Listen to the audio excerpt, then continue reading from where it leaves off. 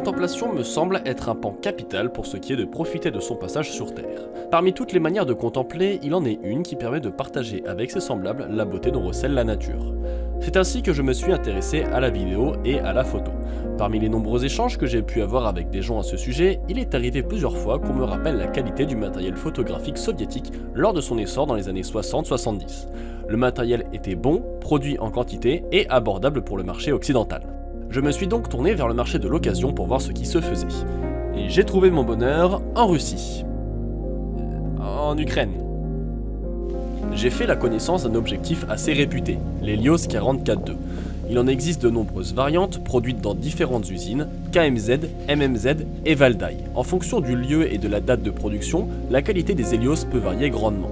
Ils existent également en 13, 8 et 6 lames, ce qui a un impact conséquent sur la qualité du bokeh, mais aussi sur leur prix.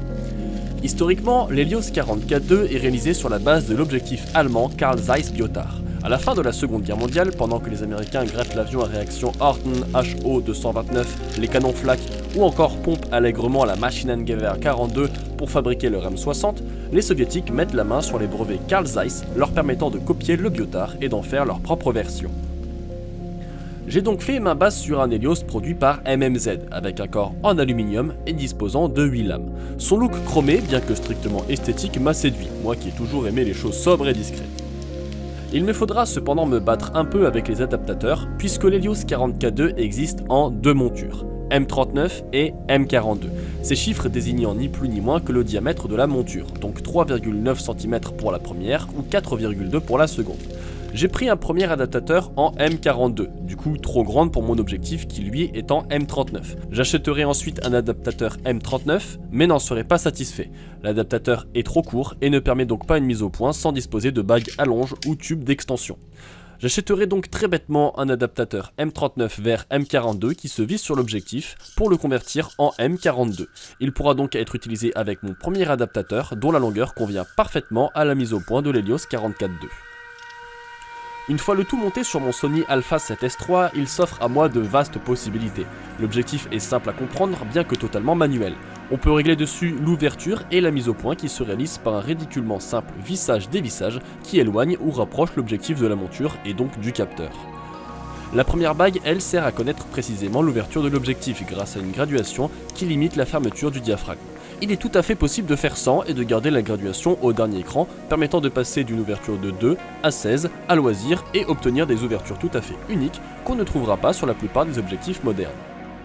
L'Helios 44-2 est réputé pour ce qui a aussi longtemps fait sa faiblesse, c'est son fameux bokeh tournant. Le bokeh, c'est ni plus ni moins que le flou d'arrière-plan, et mine de rien, il a toute son importance sur une photo.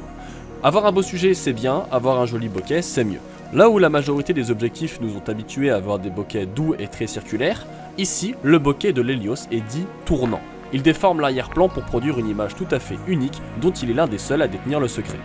L'Helios est étonnamment qualitatif. Une fois maîtrisé, son piqué est extrêmement correct, et malgré les 12 mégapixels de mon A7S III, j'obtiens des images très chouettes.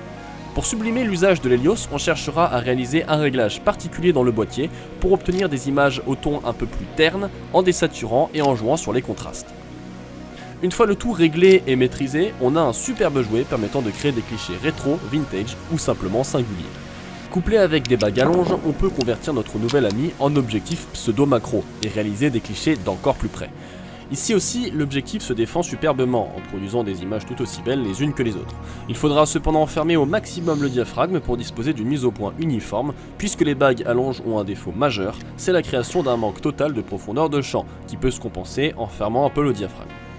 Enfin, les performances photos de l'Helios 44-2 se vérifient tout autant en vidéo, bien que le focus manuel n'aide pas à obtenir des plans stables et suivis. Voilà tout en ce qui concerne mon nouveau joujou. Je n'ai malheureusement pas eu le temps de l'user jusqu'à la moelle, mais croyez-moi, vous n'avez pas fini d'en entendre parler. Si vous souhaitez voir plus d'images de l'Helios 44-2, vous pouvez me suivre sur Instagram. Vous pourrez en voir régulièrement se battre avec mes images plus vivantes de petits pious. Merci de votre attention, bonne contemplation, et à la prochaine.